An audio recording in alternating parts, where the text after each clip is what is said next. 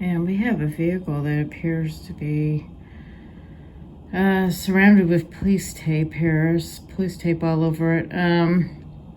Normally when people just steal cars and they come in, the police don't put tape on it. So I think that's actually a homicide vehicle. I think somebody died in that vehicle.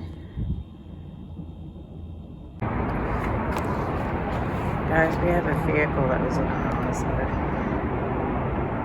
Now, I'm not supposed to film this, but I want to show you guys something. Look at the gore. Isn't that insane?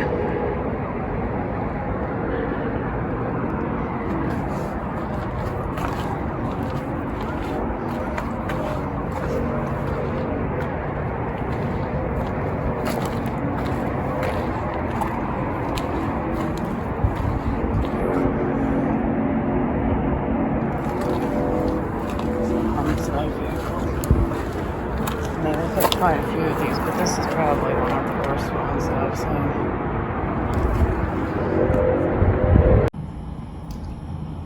There's another homicide vehicle over there. Unfortunately, I can't get very close to it because there's cameras over here guarding it.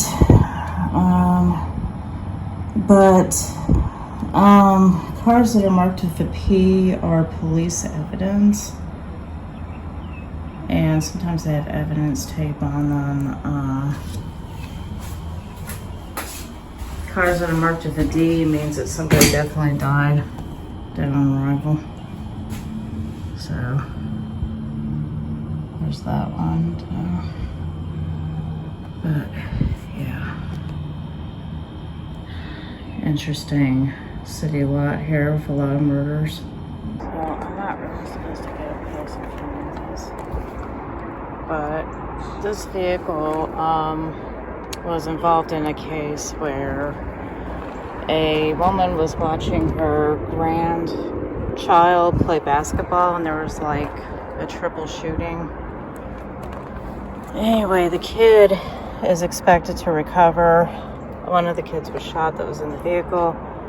The elderly lady ended up dying, but she was involved in teaching apparently. So I'm just gonna kind of film that there really quickly. New information about the grandmother killed in what police are calling a targeted shooting in North Baltimore. Family confirms 52-year-old Antoinette Tunstall Jennings worked for Baltimore City Schools and had just left her granddaughter's basketball game where there had been an altercation involving the two teams. Surveillance captures the ambush of 52-year-old Antoinette Tunstall Jennings, her 29-year-old son, and two granddaughters following a basketball game this past Wednesday evening. Take a look. The family is stopped at this red light at York Road and Woodbourne Avenue in North Baltimore. Suddenly, two people appear in the crosswalk on the left side of your screen. A third person exits the car stopped behind the victim's car. Seconds later, shots fired. As the suspects run out of frame, a car that had pulled up in the opposite lane just before the shooting pulls off. Two of the victims then jump out of the car in a desperate attempt to save the young grandmother's life.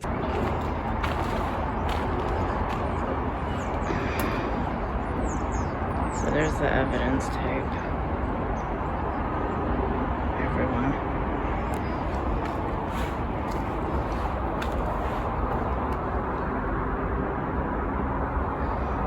That's what I'm talking about. When you have homicide vehicles, a lot of times it says evidence when they're investigating it. You have that evidence tape.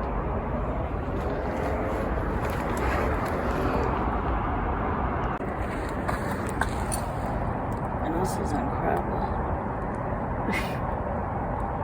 We have a sickle right here, everyone. Even as we're looking at vehicles with death. That's crazy. Okay, so here's the burn area. That's a lot. Some of these are probably homicides. what they do is they light the car on fire because they think it's gonna hide the homicide. But yeah, look at that.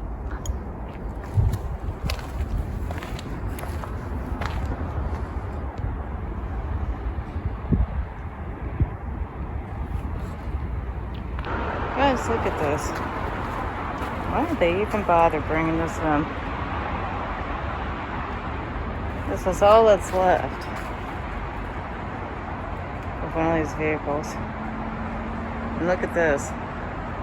Whole top is completely gone. That pickup truck. But it's like, at this point, why bother? Bring this thing in.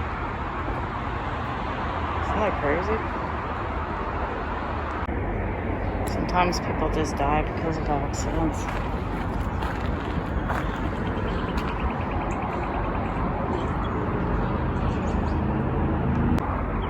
There's no way anybody climbed out of this alive.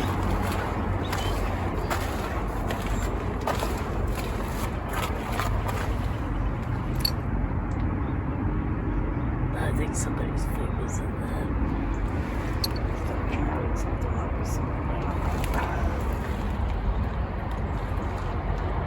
Sad thing is, it looks like an entire family was wiped out in this one. Probably changing lanes and ending up under a semi or something is what I'm thinking.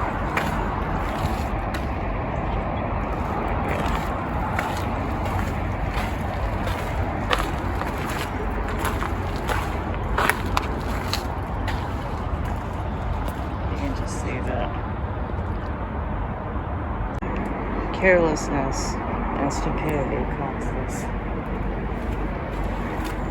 Look at this taxi.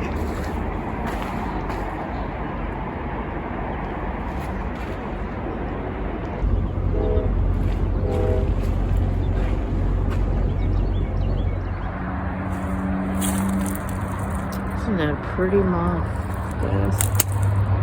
Isn't that pretty? I've never seen a moth like that. Yeah. Maryland's here. That's a nice one. That's pretty. Yeah.